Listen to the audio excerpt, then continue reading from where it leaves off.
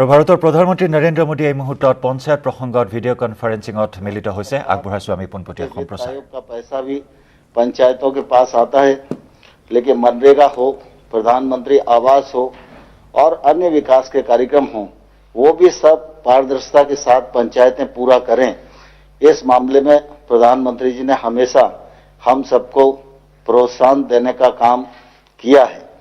गांव सबल हों, गांव आगे बढ़ें, गांव सुविधा युक्त बने, फिर चाहे शौचालय का विषय हो, चाहे बिजली का विषय हो, चाहे ग्रामीण सड़क का विषय हो, चाहे हर गरीब आदमी को आवास देने का विषय हो, हर मामले में गांव को सशक्त बनाने के लिए माननीय प्रधानमंत्री जी की ओर से कार्य किया गया है। और आज भी प्रधानमंत्री जी की अपेक्षा है कि ग्राम पंचायतें ठीक प्रकार से पारदर्शिता के साथ काम करें। कोरोना वायरस संकट के दौर में मुझे कहते हुए प्रसन्नता है कि हमारे पंचायत क्षेत्र में काम करने वाले भाइयों और बहनों ने हेल्थ विभाग के कर्मचारियों के साथ, प्रशासन के साथ सहयोग करके बहुत अच्छी भूमिका का निर्वाह किया है। और आज भी लॉकडाउन की स्थिति बनी हुई है, देश में तमाम सारी सेवाएं बंद हैं, लेकिन ऐसी स्थिति में ग्रामीण क्षेत्र की आर्थिक गतिविधियां चलें, इस मामले में प्रधानमंत्री जी ने कृषि कार्य के लिए भी पूरी अनुमति दी हुई है। और ग्रामीण क्षेत्र में रोजगार की उत्पन्नता हो, जल संरक्षण का काम हो, इसके लिए मनरेगा को, ग्रामीण सड़क को और प्रधानमंत्री आवास बनाने के लिए भी अनुमति प्रदान की गई है, जिससे गांव की आर्थिक गतिविधियां संचालित होती रहें और गांव में रहने वाले किसी भी गरीब और किसान को कोई परेशानी न हो। आज माननीय प्रधानमंत्री जी पंचायती राज दिवस के अवसर पर 2 कार्यक्रमों का शुभारंभ करने वाले हैं। पारदर्शिता के साथ हम काम कर सकें, इस दृष्टि से ई स्वराज पोर्टल का शुभारंभ भी माननीय प्रधानमंत्री जी करेंगे। और आप सबके ध्यान में है कि गांव में खेती की भूमि का तो रिकॉर्ड होता है, लेकिन आबादी की जमीन पर जब हम लोग निवास करते हैं उसका रिकॉर्ड कोई हमारे पास नहीं होता है। और वो संपत्ति भी होती है लेकिन लिखा पढ़ी नहीं होती, तो उस संपत्ति का हम कोई भी उपयोग रहने के अलावा और किसी हित में नहीं कर पाते हैं। तो आज स्वामित्व नामक एक प्रोजेक्ट का शुभारंभ भी माननीय प्रधानमंत्री जी करेंगे। मैं समझता हूं आजादी के बाद यह देश के इतिहास में एक अभिनव पहल होगी और इससे ग्रामीण क्षेत्र की अर्थव्यवस्था में भी बड़ा योगदान होगा। मैं इस अवसर पर आपको सबको बहुत बहुत शुभकामनाएं देता हूं, बहुत बधाई देता हूं और माननीय प्रधानमंत्री जी को प्रार्थना करना चाहूंगा कि जमीनी स्तर पर विकास को गति प्रदान करने में पंचायती राज संस्थाओं का विशेष योगदान रहा है। स्थानीय प्रशासन की महत्वपूर्ण कड़ी के रूप में ग्रामीण भारत को पंचायतों द्वारा नेतृत्व प्रदान किया जा रहा है। इस कार्य में सफलता वर्तमान समय में आधुनिक प्रौद्योगिकी के अधिकतम प्रयोग से मिल सकती है। इस दिशा में मैं अब माननीय प्रधानमंत्री जी को ई ग्राम स्वराज पोर्टल नामक एक उद्घाटन के लिए आमंत्रित करता हूं। यह पोर्टल नियोजन, अनुसरण, वित्त प्रबंधन, ऑडिट की सुविधा हम सब लोग को उपलब्ध कराएगा। मैं माननीय प्रधानमंत्री जी को प्रार्थना करूंगा कि बटन दबाकर इस पोर्टल का शुभारंभ करें।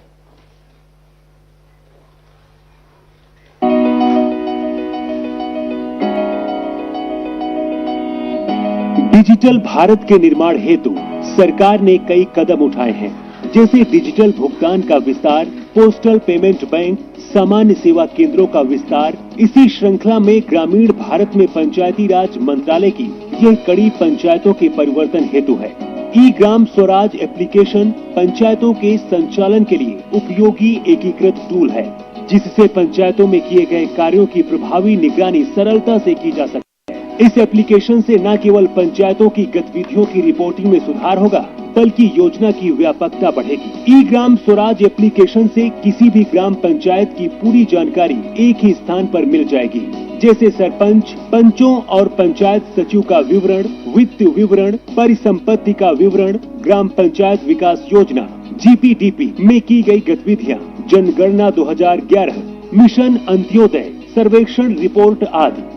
ई Gram Swaraj application work based accounting पर केंद्रित है। इसके द्वारा जीपीटीपी में प्रस्तावित प्रत्येक गतिविधियों में किए गए हर व्यय का विवरण उपलब्ध है। योजनाओं के विश्लेषण के लिए ब्लॉक और जिला स्तर के प्रतिनिधियों के पास उत्कृष्ट जानकारी सुलभ होगी। ई ग्राम स्वराज में डेटा एंट्री की संख्या को तर्क संगत बनाया गया है। इसमें उपयोगकर्ता के लिए यूजर फ्रेंडली इंटरफेस और सरल नेविगेशन भी है। ई ग्राम स्वराज पंचायतों में की गई नियमित डेटा एंट्री के आधार पर गतिविधियों की वास्तविक समय पर निगरानी और कार्यान्वयन की स्थिति को दर्शाता है। ई ग्राम स्वराज एप्लीकेशन के PFMS के साथ जुड़े होने के कारण सार्वजनिक व्यय की निगरानी भी वास्तविक समय के आधार पर की जा सकती है। पंचायत की जानकारी को सुविधाजनक और शीघ्र उपलब्ध करने के लिए उपयोगकर्ता नागरिक गूगल प्ले स्टोर से ई ग्राम स्वराज मोबाइल ऐप भी डाउनलोड कर सकते हैं। अब यह जानकारी आपकी उंगलियों पर होगी। मोबाइल ऐप के माध्यम से चयनित पंचायत के सदस्यों की जानकारी, पंचायत की गतिविधियां, गतिविधि का नाम, योजना का नाम और राशि, चुने गए वित्तीय वर्ष के लिए आमदनी और खर्च संबंधी जानकारी मिल जाएगी। ई ग्राम स्वराज एप्लीकेशन के माध्यम से पंचायती राज संस्थाओं के कार्यकलापों, गतिविधियों, योजना निर्माण, बजट आवंटन, योजनाओं की निगरानी इत्यादि की जा सकती है। सूचना तकनीक का प्रभावी उपयोग करना ही इस प्रणाली का उद्देश्य है। सशक्त पंचायतों से ही होगा सशक्त भारत का निर्माण। ई ग्राम स्वराज एप्लीकेशन देश की पंचायतों को समर्पित है। प्रधानमंत्री नरेंद्र मोदी द्वारा ई ग्राम स्वराज एप्लीकेशन शुरू किया जा रहा है। बहुत धन्यवाद माननीय प्रधानमंत्री जी। राज्य सरकारों तथा भारतीय सर्वेक्षण विभाग के सहयोग से पंचायती राज मंत्रालय ने ड्रोन आधारित नवीनतम सर्वेक्षण तकनीक का प्रयोग करते हुए स्वामित्व नामक नई केंद्रीय योजना की शुरुआत की है। आज हम सबका सौभाग्य है कि इसका शुभारंभ करने के लिए माननीय प्रधानमंत्री जी यहाँ उपस्थित हैं। मैं उनसे प्रार्थना करूंगा कि बटन दबाकर स्वामित्व नामक योजना का शुभारंभ करें।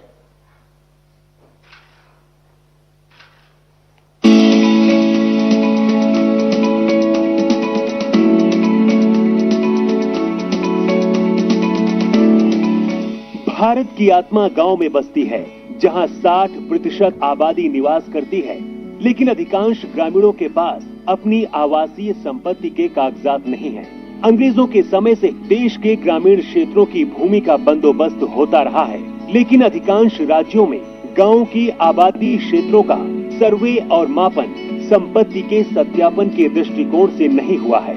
फलस्वरूप अधिकांश ग्रामीण घरों के संपत्ति के कागजात मौजूद नहीं है। मालिकाना हक की गांव की इस जरूरत को पूरा करेगी भारत सरकार की स्वामित्व योजना। इस योजना में ग्रामीण क्षेत्रों की आवासीय भूमि की पैमाइश ड्रोन तकनीक के द्वारा की जाएगी, जो सर्वेक्षण और मापन की नवीनतम तकनीक है। इस देशव्यापी पैमाइश में भारत का पंचायती राज मंत्रालय, राज्यों के पंचायती राज तथा राजस्व विभाग और भारतीय सर्वेक्षण विभाग शामिल होंगे। ड्रोन से गांव की सीमा के भीतर आने वाली प्रत्येक संपत्ति का डिजिटल रूप से नक्शा बनाया जाएगा। साथ ही प्रत्येक राजस्व खंड की सीमाओं का निर्धारण किया जाएगा।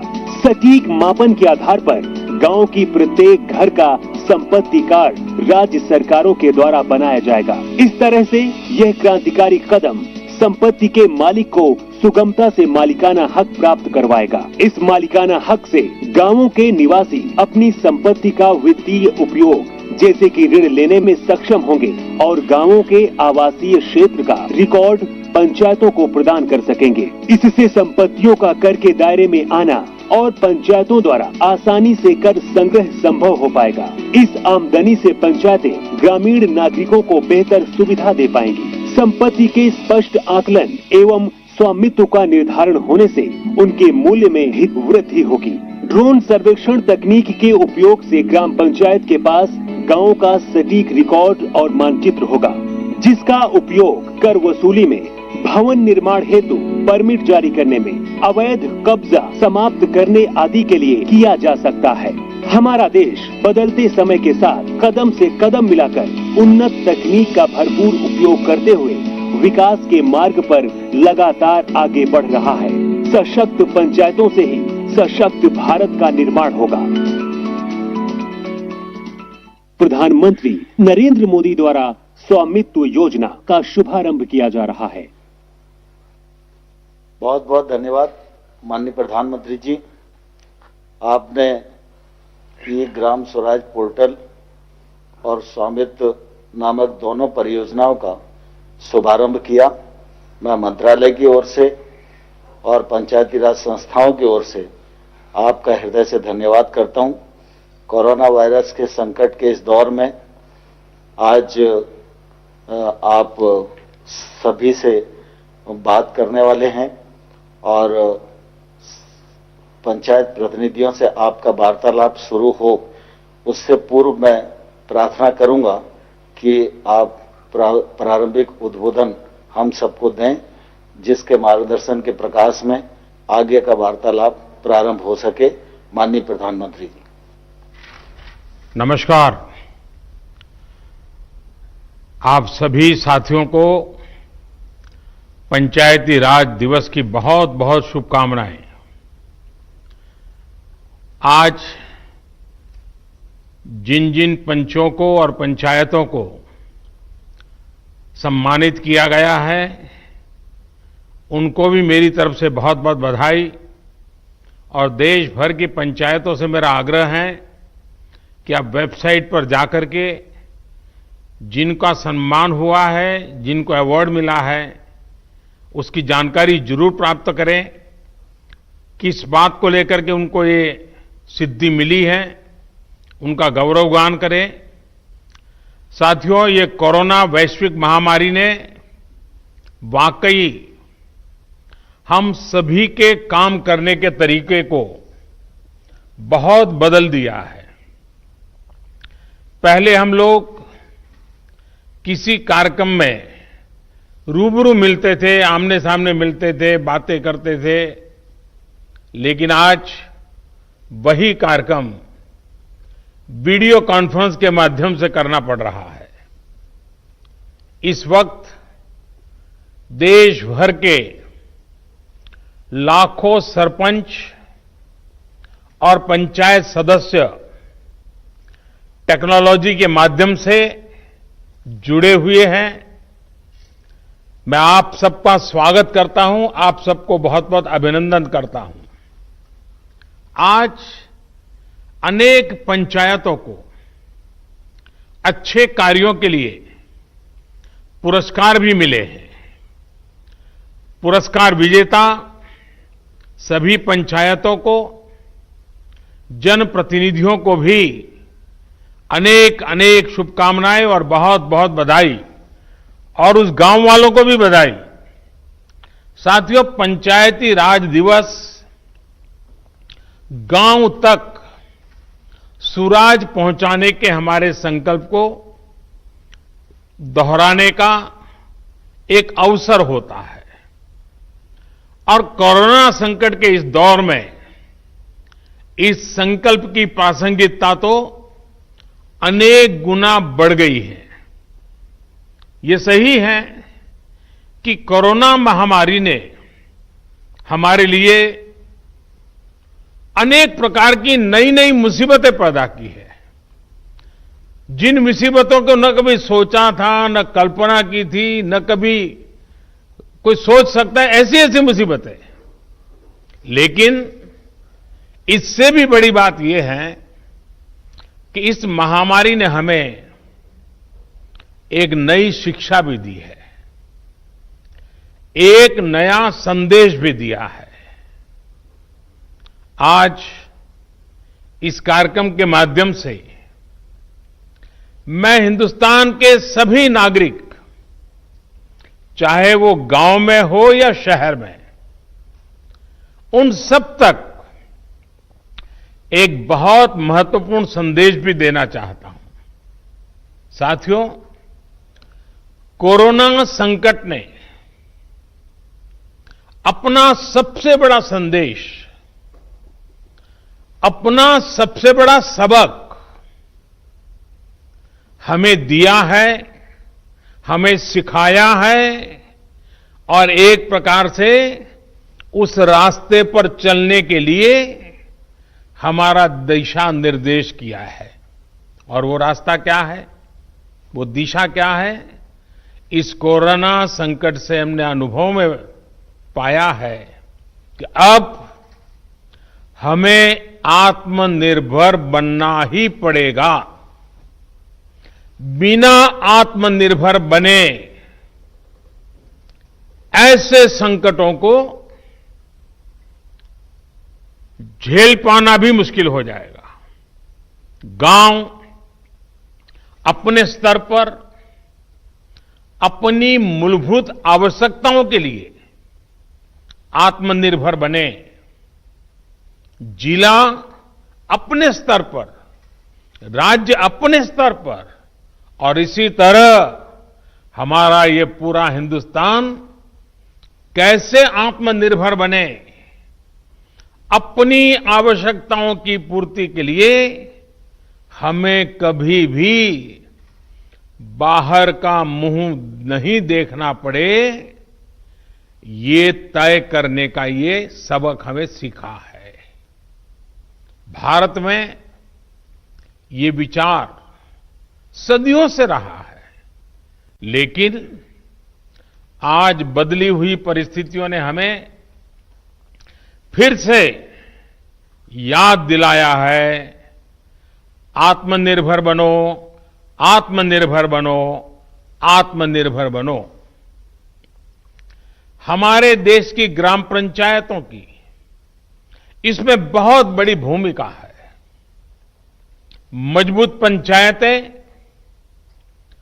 आत्मनिर्भर गांव का भी आधार है, और इसलिए पंचायत की व्यवस्था जितनी मजबूत होगी उतना ही लोकतंत्र भी मजबूत होगा, और उतना ही विकास का लाभ आखिरी छोर पर बैठा हुआ उस सामान्य व्यक्ति तक पहुंचेगा। साथियों, इसी सोच के साथ सरकार ने पंचायती राज से जुड़ी व्यवस्थाओं को, इंफ्रास्ट्रक्चर को आधुनिक बनाने के लिए निरंतर काम किया है। वरना 5-6 साल पहले एक दौर वो भी था जब देश की 100 से भी कम पंचायतें ब्रॉडबैंड कनेक्टिविटी से जुड़ी थी। आज 1.25 लाख से ज्यादा पंचायतों तक ब्रॉडबैंड पहुंच चुका है।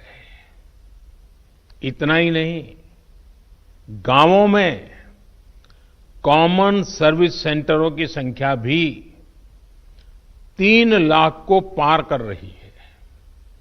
सरकार ने भारत में ही मोबाइल बनाने का जो अभियान चलाया हुआ है, उसी का नतीजा है कि आज गांव-गांव तक कम कीमत वाले स्मार्टफोन पहुंच चुके हैं।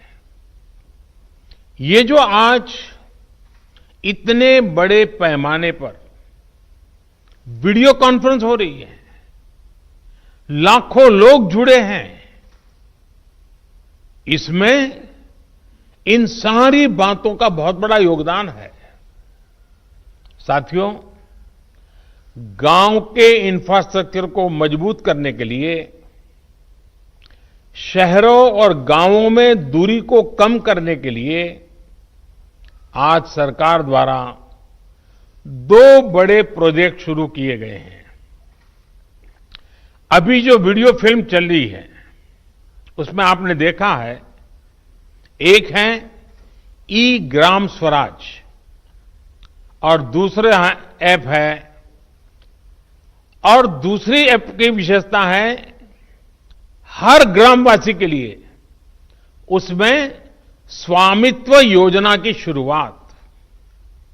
ई ग्राम स्वराज यानी simplified work based accounting application for Panchayati Raj. ये एक प्रकार से ग्राम पंचायतों के संपूर्ण डिजिटलीकरण की तरफ एक बड़ा कदम है। ये भविष्य में ग्राम पंचायत के अलग अलग कामों का लेखा जोखा रखने वाला सिंगल प्लेटफॉर्म बनेगा। अब अलग अलग एप्लीकेशंस में अलग अलग काम करने की कोई जरूरत आपको नहीं पड़ेगी। जैसा अभी बताया गया, इस पोर्टल पर, इस ऐप पर पंचायत के विकास कार्य की डिटेल, उससे लेकर के उसके लिए तय किए गए फंड, उस फंड का कहां खर्च हुआ उसकी भी जानकारियां, ये सारी बातें उसमें उपलब्ध रहेगी। इसके जरिए गांव का कोई भी नागरिक अपनी ग्राम पंचायत में क्या चल रहा है, क्या कामकाज हो रहा है, काम कहां तक पहुंचा है, सारी चीजें अपने मोबाइल पर से जान पाएगा, जानकारी रख पाएगा। इससे ग्राम पंचायतों में पारदर्शिता, ट्रांसपेरेंसी भी बढ़ेगी, रिकॉर्ड रखने का काम भी बहुत सरल हो जाएगा और प्रोजेक्ट की प्लानिंग से लेकर कंप्लीशन की प्रक्रिया भी तेज होगी। आप कल्पना कर सकते हैं, ई ग्राम स्वराज के माध्यम से आप सभी को कितनी बड़ी शक्ति मिलने जा रही है। साथियों, गांवों में प्रॉपर्टी को लेकर के, संपत्ति को लेकर जो स्थिति रहती है वो आप सभी भली भांति जानते हैं। स्वामित्व योजना इसी को ठीक करने का एक प्रयास है। इस योजना के तहत देश के सभी गांवों में आवासों की ड्रोन के माध्यम से पूरे गांव की एक एक संपत्ति की मैपिंग की जाएगी। इसके बाद गांव के लोगों को उस संपत्ति का, उस प्रॉपर्टी का एक मालिकाना प्रमाण पत्र यानी टाइटल डीड दिया जाएगा। स्वामित्व योजना से गांव के लोगों को एक नहीं अनेक लाभ होंगे। पहला तो यह कि प्रॉपर्टी को लेकर जो भ्रम की स्थिति रहती है वो दूर हो जाएगी, झगड़े खत्म हो जाएंगे। दूसरा, इससे गांव में विकास योजनाओं की बेहतर प्लानिंग में और ज्यादा मदद मिलेगी। इसका एक और बड़ा लाभ यह होगा कि इससे शहरों की ही तरह गांव में भी आप बैंकों से लोन ले सकते हैं। लोन लेने का रास्ता भी आसान हो जाएगा। जब आपके पास स्वामित्व होगा तो उस संपत्ति के आधार पर आप बैंक से लोन ले सकते हैं जो जीवन में बहुत काम आ सकती है। साथियों, अभी यानी फिलहाल उत्तर प्रदेश, महाराष्ट्र, कर्नाटक, हरियाणा, मध्य प्रदेश और उत्तराखंड, हिंदुस्तान के अलग अलग क्षेत्र के 6 राज्यों में इस योजना को प्रारंभिक तौर पर प्रारंभ कर रहे हैं। और जब काम करेंगे तो अनुभव आएगा, उसमें कमियां क्या है वो ध्यान में आएगी, गलतियां क्या है वो ध्यान में आएगी और उसको ठीक करना होगा। और जब ठीक हो जाएगी, उसका सुधार हो जाएगा, उसके बाद ये योजना हिंदुस्तान के हर गांव में लागू की जाएगी। साथियों, कभी कभी मुझे लगता है कि जीवन की सच्ची शिक्षा की कसौटी, उसकी परीक्षा संकट के समय ही होती है। अगर आप प्रोटेक्टिव एनवायरनमेंट में हैं चारों तरफ से संभले हुए हैं, कोई दिक्कत नहीं है, कोई कष्ट नहीं है, तो आप में सामर्थ्य है कि नहीं इसका पता ही नहीं चलता। बहुत देखरेख भरे माहौल में सच्ची शिक्षा का पता कभी नहीं चलता, सच्चे सामर्थ्य का भी पता नहीं चलता है। इस कोरोना संकट ने दिखा दिया है कि देश के गांव में रहने वाले लोग, भले ही उन्होंने बड़ी बड़ी और नामी यूनिवर्सिटी में शिक्षा न ली हो, लेकिन इस दौरान उन्होंने, मतलब आप सब ने अपने संस्कारों, अपनी परंपराओं की शिक्षा के अद्भुत दर्शन कराए हैं। गांवों से जो अपडेट आ रहा है, जो जानकारी आ रही है, वो बड़े बड़े विद्वानों के लिए भी प्रेरणा देने वाली बातें हैं।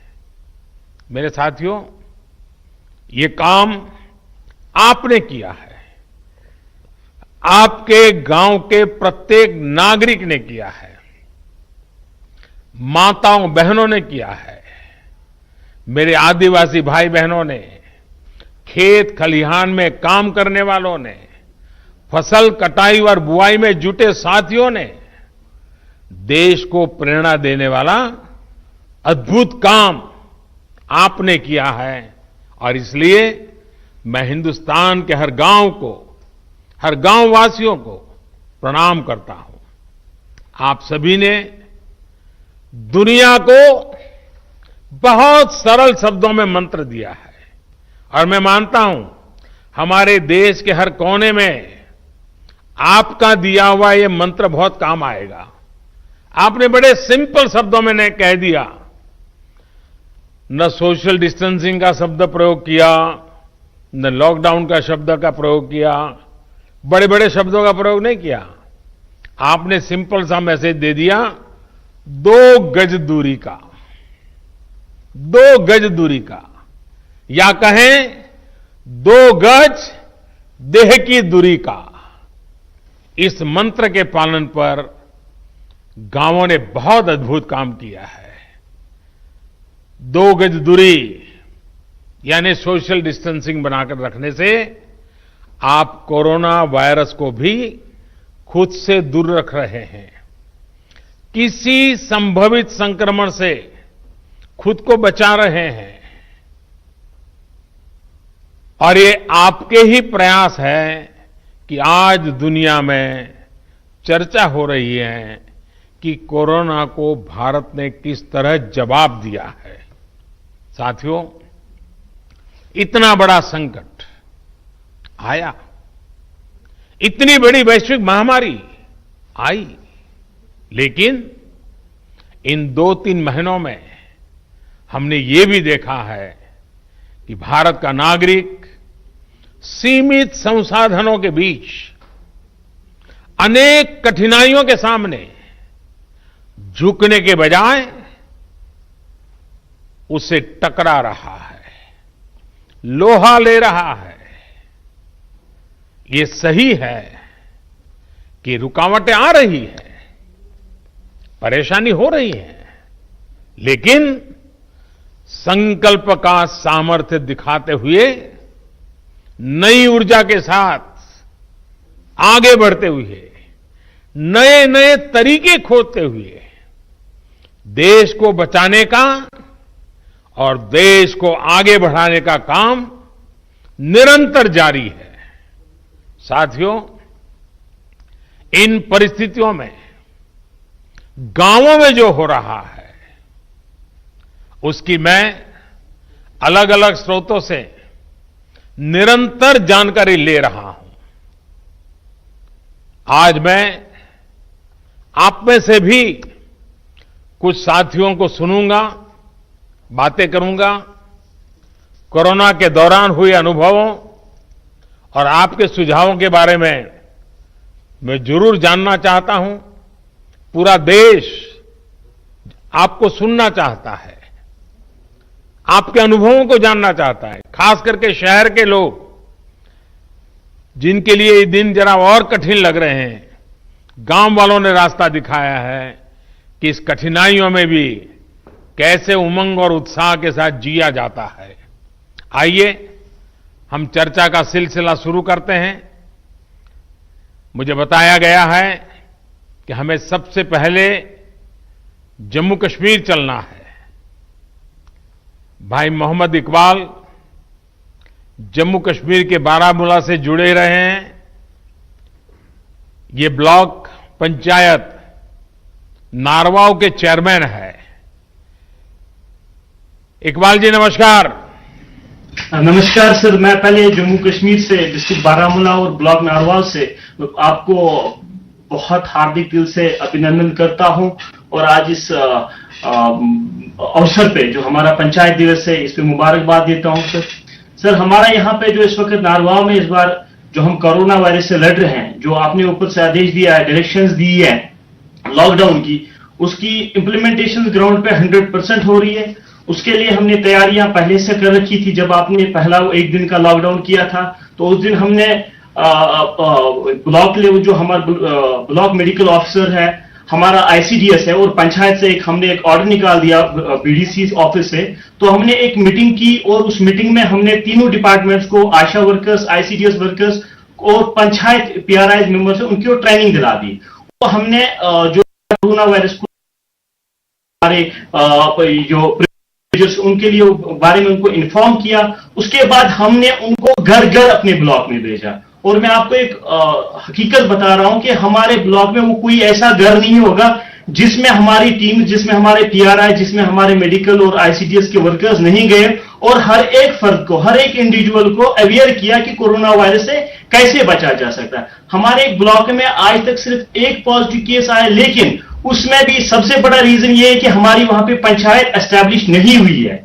रीजन ये था कि हमारे वहां पे पंचायत मेंबर्स नहीं थे और वो केस हम ट्रेस आउट नहीं कर पाए। लेकिन जितने भी बाकी गांव हैं, जितने भी बाकी ब्लॉक्स है, डिस्ट्रिक्ट एडमिनिस्ट्रेशन की मदद से, हेल्थ डिपार्टमेंट की मदद से हमने हर एक फर्द को, हर एक इंसान को ट्रैवल हिस्ट्री जिसकी थी उसको आइडेंटिफाई किया, उनको क्वारंटाइन किया, उनको होम क्वारंटाइन किया और पीआरआई को वहां पे ड्यूटी लगा दी। 24/7 वहां पे ड्यूटी लगाई कि ताकि उनका जो होम क्वारंटाइन है वो सक्सेसफुल हो जाए। हमारे ऊपर से जो हमारे डिस्ट्रिक्ट एडमिनिस्ट्रेशन की डायरेक्शन कैटेगोरिकली थी कि आपको चाहे किसी हद तक सख्ती करनी पड़े, लेकिन क्वारंटाइन जो लॉकडाउन है उसको ग्राउंड पे सक्सेसफुल करना है। हमारे पंचायत राज इंस्टीट्यूशन के जितने भी मेंबर्स हैं, हमारे डिस्ट्रिक्ट एडमिनिस्ट्रेशन की डायरेक्शन उन्होंने दी थी कि आपको ये एक्चुअली इन रियल सेंस जो लॉकडाउन सक्सेसफुल करना है वो पीआरआई को करना है। तो उन्होंने रोस्टर बना के वॉलंटियर्स के साथ रोड पे रह के लॉकडाउन को सक्सेसफुल किया। 2 संदेश दिए लोगों को, 2 नारे दिए, रेस्पेक्ट ऑल, सस्पेक्ट ऑल पहला नारा था। दूसरा हमारा नारा यह था कि sir stay home stay safe. और जब लोग इन 2 नारों पे चले, आज अल्हम्दुलिल्लाह हमारे ब्लॉक में 99% सिचुएशन अंडर कंट्रोल है sir. Thank you very much sir. आपने बातें बताई, उससे लगता है कि आप खुद फील्ड में डटे रहते हो, खुद गांव-गांव जाते हो। उसी का नतीजा है कि आप इतनी बड़ी आसानी से चीज को समझ पाए हो और आपने ह्यूमन रिसोर्स डेवलपमेंट हो, नियमों का पालन हो, बहुत बढ़िया ढंग से किया है। मुझे विश्वास है कि 2 गज की दूरी, इस मंत्र को आप गांव-गांव, घर-घर और पूरे जम्मू कश्मीर को भी आपसे सीखना चाहिए। मैं आपको बधाई देता हूं, बहुत उत्तम काम किया है और आपके ब्लॉक के सभी नागरिकों को भी मेरी तरफ से मैं बहुत बहुत बधाई देता हूं। और रमजान का महीना है तो आपने जो मेहनत की है उसके कारण रमजान का उत्सव भी, त्योहार बहुत अच्छे ढंग से नागरिक मना पाएंगे। तो आपने सचमुच में बहुत बड़ी सेवा की है। आइए जम्मू कश्मीर के बाद हम सीधे साउथ चलते हैं, कर्नाटक चलते हैं।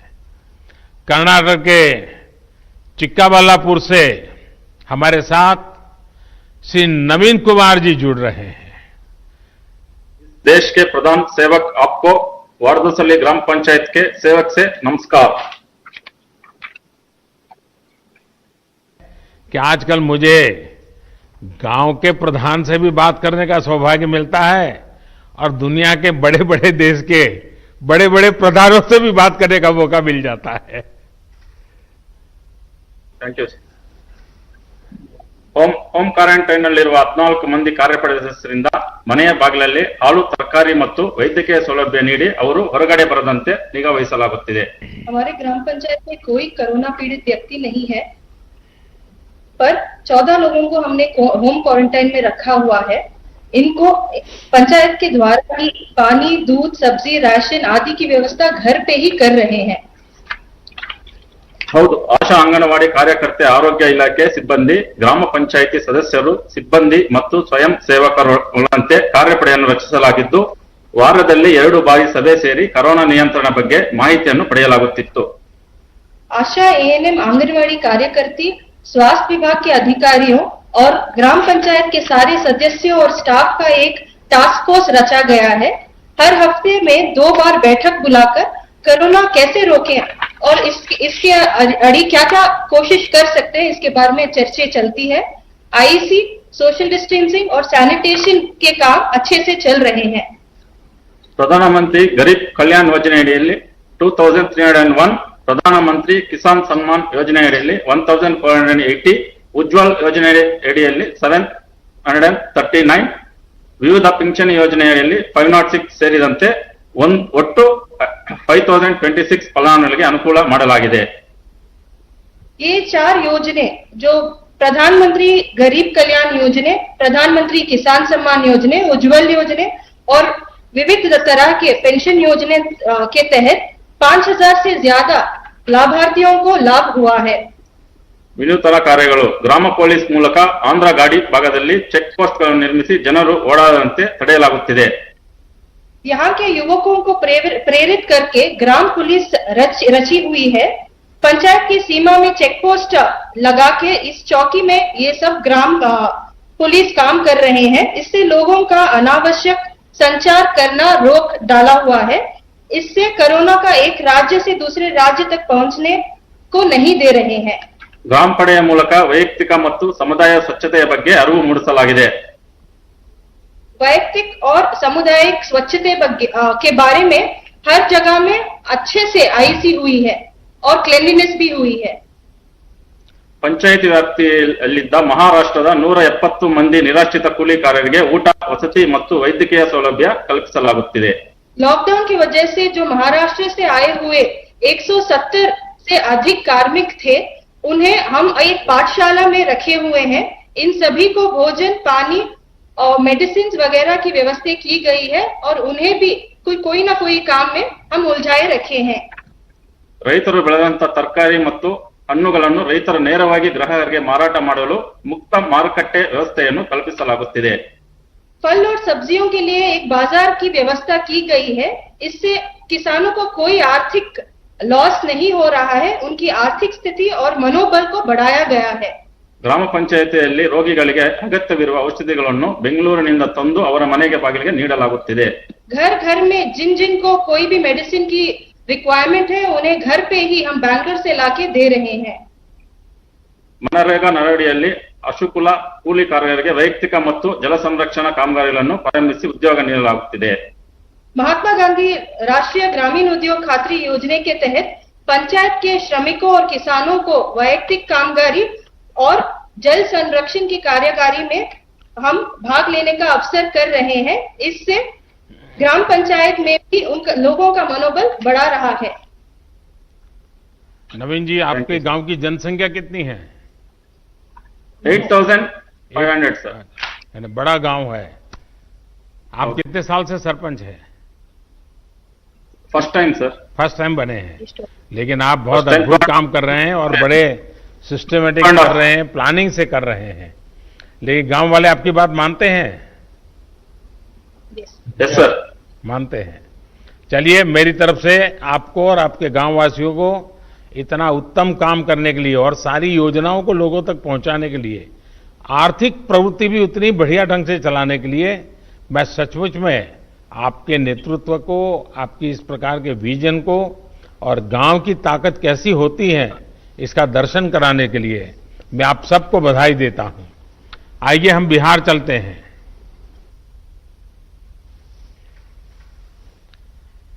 बिहार के जहानाबाद जिले से ग्राम पंचायत धरणिया के प्रधान श्री अजय सिंह यादव अजय सिंह यादव हमारे साथ जुड़ रहे हैं। अजय जी नमस्कार। नमस्कार सर जी, मैं अजय सिंह यादव, मुखिया आदर्श पंचायत धरनाई, बिहार से सर। बिहार की ओर से हार्दिक अभिनंदन एवं वंदन करता हूं सर। नमस्कार जी। हाँ बताइए अजय जी। सर जी सर, लॉकडाउन का सर 22 तारीख का सर बंदी हुआ, उसके बाद सर 4 दिन सर लगातार अपने स्वयं माइकिंग कर पूरा पंचायत क्षेत्र में सर प्रचार किया सर कि लॉकडाउन का पालन करना है और सामाजिक दूरी बनाना है, कम से कम 6 फीट के दूरी पर कहीं भी बात आप लोगों को समझाइए, 2 गज की दूरी करिए। अजय जी लोगों को समझाइए, 2 गज की दूरी। हाँ, 2 व्यक्ति की दूरी सर। हाँ। और सर गांव में सर ब्लीचिंग पाउडर छिटवाएं सर, घर घर जाकर सर जीविका दीदी, आशा कार्यकर्ता, वार्ड पंच, सरपंच साहब सभी मिलकर हर घर प्रत्येक घर में एक सर साबुन दिए सर, और सभी के हाथ धोने के लिए सिखलाएं सर। 1 घंटा आधा घंटा पर हमेशा हाथ धोइए और जागरूक रहिए। फिर सर होम क्वारंटाइन में सर 18 लोग के रखे सर, उसको भी पंचायत स्तर से जो सुविधाएं देना था सर वो दिए। फिर मध्य विद्यालय धरनई में सर 30 बेड का एक होम क्वारंटाइन सेंटर बनाए सर, उसमें भी खाने पीने का सुविधा, एनएम दीदी की ड्यूटी लगाए, चौकीदार का ड्यूटी लगाए सर। एक ग्राम रक्षा दल सर पंचायत पर नियुक्त हमने किए हैं सर 43 सदस्यों को, उसको भी सभी गांवों में सर गांव के शुरुआत में बांस लगाकर घेरे सर कि गांव के व्यक्ति बाहर नहीं जाए, अति आवश्यकता कार्य हो तो वही बाहर जाए, जैसे इमरजेंसी काम के लिए, दवा लाने के लिए। और सर स्वास्थ्य विभाग का मेडिकल टीम हमेशा मेरा पंचायत में आते हैं, हफ्ता में 2 बार सर पंचायत सरकार भवन के पास सर, उसमें भी हम लोग सहयोग किए जनप्रतिनिधि सर। हमेशा सर 3 दिन पर मीटिंग करते हैं सर, वार्ड सदस्य, मुखिया, सरपंच, न्याय पंचायत और पंचायत कर्मी सब सर, और जागरूक करते हैं सर। आपकी पंचायत से भी अनेक प्रवासी साथी दूसरे शहरों से घर लौटे होंगे, जो नहीं आ पाए वो भी आना चाहते होंगे। जी आना चाहते हैं सर, बाकी मैसेज हम लोग किए हैं कि जहां है जहां ही रहिए, लॉकडाउन पूरा खुलेगा तब आना है भाई, ना तो 14 दिन हम स्कूल में रखेंगे तो वो लोग कहता है कि नहीं मुखिया जी हम रहेंगे, अभी बाहर खुलेगा तब आएंगे, 14 दिन नहीं रहेंगे। लेकिन आपकी बात मानते हैं सब लोग? हाँ मानते हैं सर। हाँ। चलिए आप सब सुरक्षित रहें, और जो लोग शहरों में हैं वो भी सुरक्षित रहें, उनके मन शांत रहे। आप जरूर उनसे फोन पे बातें करते रहिए, ताकि शहर में थोड़ा उनको तकलीफ जरा मन को ज्यादा होती है, घर याद आता है, माँ बाप याद आते हैं, बहुत स्वाभाविक भी है। लेकिन ऐसे समय गांव से लोग अगर उनसे बात कर लेते हैं तो उनका मन थोड़ा हल्का हो जाता है, और आपको काम कर रहे हैं इसलिए मैं बधाई देता हूं। आइए हम उत्तर प्रदेश बस्ती चलते हैं। बस्ती ग्राम पंचायत नकटी देही की प्रधान बहन वर्षा सिंह हमारे साथ जुड़ रही है। वर्षा जी नमस्ते। नमस्ते सर, मैं अपने ग्राम पंचायत वासियों की तरफ से आपको नमस्ते करती हूँ और पंचायती राज दिवस की हार्दिक शुभकामनाएं देती हूँ। बस्ती में लॉकडाउन का पालन ठीक से हो रहा है? सर मेरे गांव में पूर्णतः लॉकडाउन का पालन हो रहा है, और मैंने आशा बहन, आंगनबाड़ी बहन और एनएम बहन के माध्यम से लोगों को घर घर जाके जागरूक करवा रही हूँ कि लॉकडाउन का पालन करें, सोशल डिस्टेंसिंग का पालन करें और घर में रहें। आप कितने समय से प्रधान है? सर मैं फर्स्ट टाइम प्रधान हुई हूँ, इसके पहले भी मैं प्रधान थी, बीच में सीट बैकवर्ड होने के नाते कोई दूसरा था। अच्छा, जो केंद्र सरकार की योजनाएं जो बनाई है, पीएम गरीब कल्याण योजना वगैरह, पीएम किसान सम्मान निधि, ये सब पहुंच रही है, तो वहाँ कैसे कर रही हैं आप लोग? सर हमारे यहाँ उज्ज्वला योजना के अंतर्गत जो 25 लाभार्थी हैं, किसान सम्मान निधि में 155 लाभार्थी हैं, और जो रजिस्ट्रेशन जिन श्रमिकों की हुई है उनके अंतर्गत 10 लोग हैं, और जनधन योजना के तहत 50 लोग हैं जिनको लाभ दिया गया है। लोगों का अनुभव कैसा है? संतोष के साथ सबको? सर बहुत ही संतुष्ट हैं लोग, आपके लॉकडाउन का निर्देशों का बहुत अच्छी तरह से पालन कर रहे हैं, और लोग अपने आप को बहुत सुरक्षित महसूस कर रहे हैं। ये उन लोगों का सोच है कि हम घर में ही सुरक्षित हैं, क्योंकि ये कोरोना वायरस एक ऐसी बीमारी है जिसका कोई अभी तक सटीक इलाज नहीं है। बस इसकी यही इलाज है कि हम घर में रहें, सुरक्षित रहें, सामाजिक दूरी 2 गज की दूरी पे रहें, घर में ही सोशल डिस्टेंसिंग का पालन करें। देखिए, कोरोना वायरस बड़ा विचित्र वायरस है, लेकिन हाँ, उसकी एक विशेषता भी है, वो अपने आप किसी के घर नहीं जाता है। नहीं सर, अपने आप कहीं नहीं जाता है। अगर आप उसको बुलाने जाएंगे, अगर आप उसको लेने जाएंगे, तो फिर वो आपके साथ घर में घुस जाएगा, फिर वो घर में किसी को छोड़ता नहीं है। और इसलिए 2 गज की दूरी, ये मंत्र गूंजते रहना चाहिए। 2 गज की दूरी रख करके ही बात करेंगे, 2 गज की दूरी रख करके ही खड़े रहेंगे, 2 गज की दूरी हमेशा बनाए रखेंगे। जैसे छाता ओढ़ते हैं ना, अगर मैंने एक छाता ओढ़ा और सामने वाले ने एक छाता ओढ़ा है, तो 2 गज की दूरी अपने आप हो जाती है। तो ये बनाए रखेंगे तो मैं समझता हूँ इस संकट की घड़ी में मुझे अच्छा लगा कि अच्छा, आपके यहाँ गांव के लोगों को, क्योंकि पहले तो ऐसा कहते थे कि भाई दिल्ली से 1 रुपया निकलता है तो 15 पैसा ही पहुंचता है। आजकल 1 रुपया निकलता है तो 100 के 100 पैसे उसके बैंक के खाते में जमा हो जाते हैं। तो गांव वालों को कैसा लगता है जब पूरे पैसे मिल रहे हैं? तो गांव वाले बहुत संतुष्ट हैं सर मेरे यहाँ। क्या बोलते हैं? आपके इस काम से बोलते हैं, जब से ये सरकार आई है तब से सारे लाभ सबको पूरी तरह से अच्छी तरह से मिल पा रहे हैं। चलिए वर्षा जी, आप बहुत अच्छा काम कर रही हैं। हाँ बताइए, कुछ कह रही थी आप।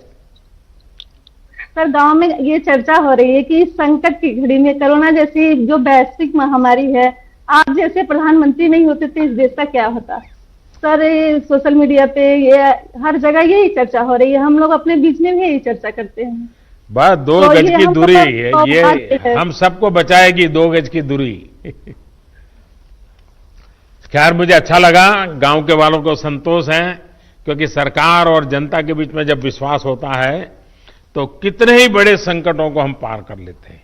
और इस बार जो हम लड़ाई जीत कर रहे हैं उसका मूल कारण विश्वास है। सबसे बड़ी ताकत विश्वास है। खुद पर भी विश्वास है, व्यवस्थाओं पर भी विश्वास है, और संकल्प है कि हमें संकट से निकलना है। आइए